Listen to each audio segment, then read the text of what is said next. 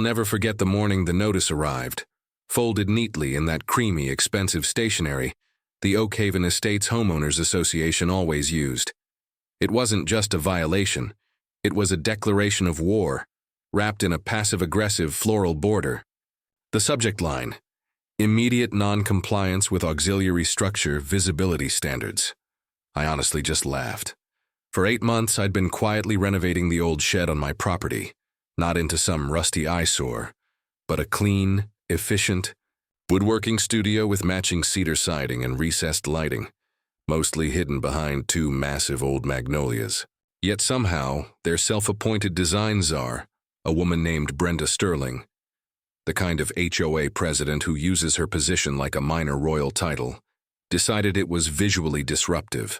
The letter gave me 7 days to dismantle the studio, or face escalating daily fines and formal enforcement action. Now, I'm Alan Maxwell, retired for 6 years from the state's Public Utility Commission, and I spent 30 years drafting the very regulations that keep the lights on across this state. I know bureaucracy, and I know a power play when I see one. I'd watched Brenda and her clique harass the sweet old couple next door over their mailbox paint and fine a single dad 2 streets over for leaving his kayak visible for more than 12 hours. They were small-time tyrants, but I wasn't going to be their next easy victim. I walked into the HOA office the next day, a stucco mausoleum with a perpetually scowling receptionist, and simply asked for the current, signed covenants. "You'll have to file a formal request," she droned, not looking up. I filled out the form, and as I slid it across the counter, I caught Brenda's reflection in the glass wall of the conference room. She was standing there, arms crossed, with that tight, expectant smile that screamed, "Watch me crush you quietly." I just gave her a slow, deliberate nod. She didn't return it. 3 days later, I got my answer. A second, hand-delivered violation, retroactive fines already stacking up. Citing my unwillingness to cooperate, I responded legally, requesting a formal architectural review hearing, citing the discrepancies in their own documentation, including photographs and certified contractor invoices. I was playing by the book, but they weren't. It was a breezy Tuesday afternoon when I came home. The garage door opener didn't respond. The house was completely dark. Every other house on Dogwood Lane was glowing. Porch lights, the hum of HVAC units, the soft glow of TVs through the windows. Only my house was blacked out. My stomach twisted, but my mind was laser-focused. I walked around to the main service panel, and there it was. A crudely slapped sticker with the Oak Haven Estates logo, reading, "Service disconnected. Enforcement action. Rule 14-2. They had done it. They had trespassed onto my private property and unilaterally cut my residential power line.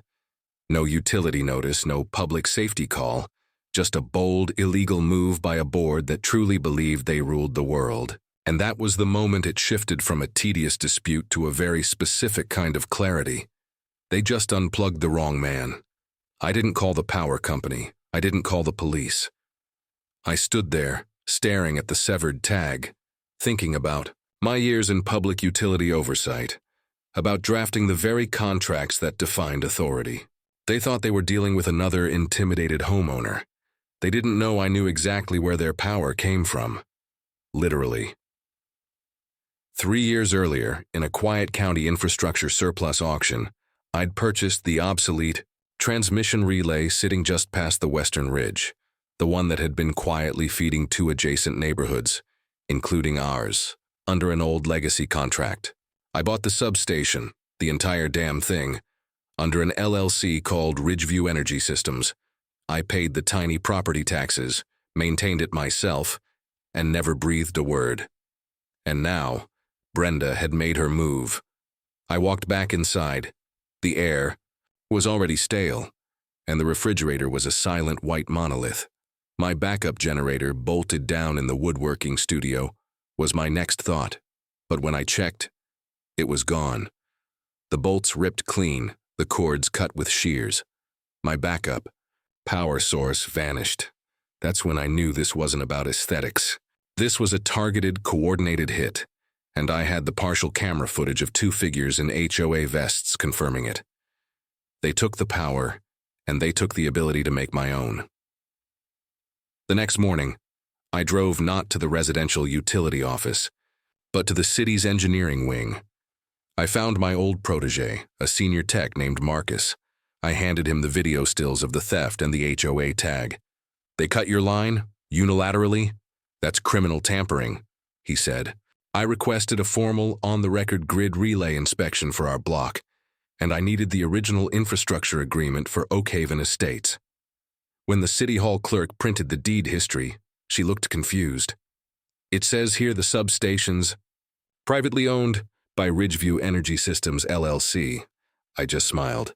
I then filed a preventive maintenance notice with the city, and since I legally owned the infrastructure and still maintained my certified license, I was allowed to shut down the system for inspection and repair. That evening, sitting on my front porch with a cold coffee, the only dark house on the street, I watched Brenda pull into her driveway across the street. She paused, glanced at my house, and smirked. But I was done playing defense. I drafted a formal letter to the HOA that night, CCing my old lawyer at the state capitol, the Utility Commission, and the State Energy Oversight Board. I informed them of the unauthorized disconnection, the theft, and the scheduled state inspection.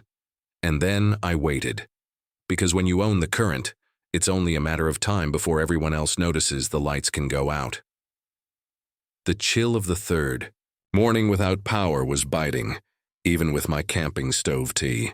But somewhere across the street I could hear a muffled shout. I smiled, right on schedule. At 6 a.m., I executed the scheduled maintenance by shutting down the entire substation. Then came the angry pounding on my door. Carl, Brenda's husband, and the HOA treasurer stormed across my lawn. "What the hell are you doing, Alan? You can't just cut power to the entire subdivision." I met him on the porch. "Maintenance, Carl, scheduled and legal. Funny, that's exactly what you did to me." He turned red. "This is retaliation." "No, Carl," I replied, tilting my head. "Retaliation would be filing criminal charges. This is Regulation Code 47.13. Look it up." He faltered and walked away. The meeting was scheduled for Friday in the HOA office. I showed up 5 minutes early, still wearing my high-vis vest. Brenda, Carl, and 2 other board members looked exhausted. "Mr. Maxwell, we acknowledge there have been miscommunications," Brenda began, her voice suddenly soft. "We understand this has become complicated." "It's not complicated, Miss Sterling," I interrupted. "It's criminal exposure.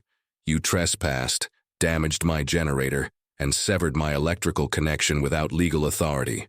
What I want is simple: a public written admission of overreach, withdrawal of all violations, and a formal apology to every homeowner affected by the blackout.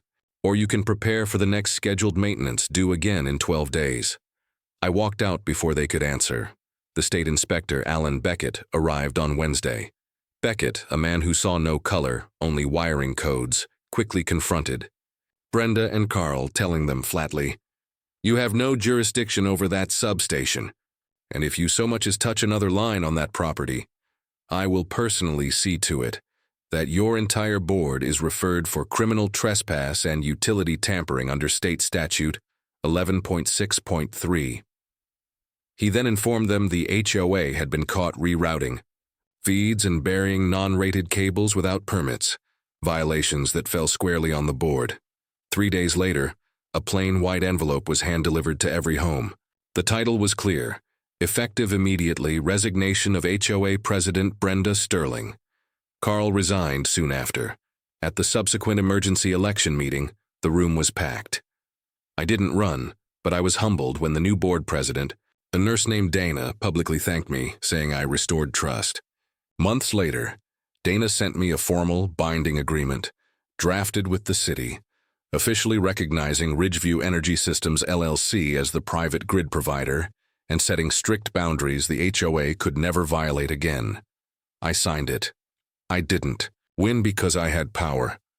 I won because I refused to let my dignity be stolen, And because I knew the system better than the small-time tyrants trying to run it, I just stood my ground and reminded them exactly where the current flows. So, what do you think? Did I take it too far by shutting down the entire neighborhood just to make a point? Or was it the only way to get true justice against an HOA that felt untouchable?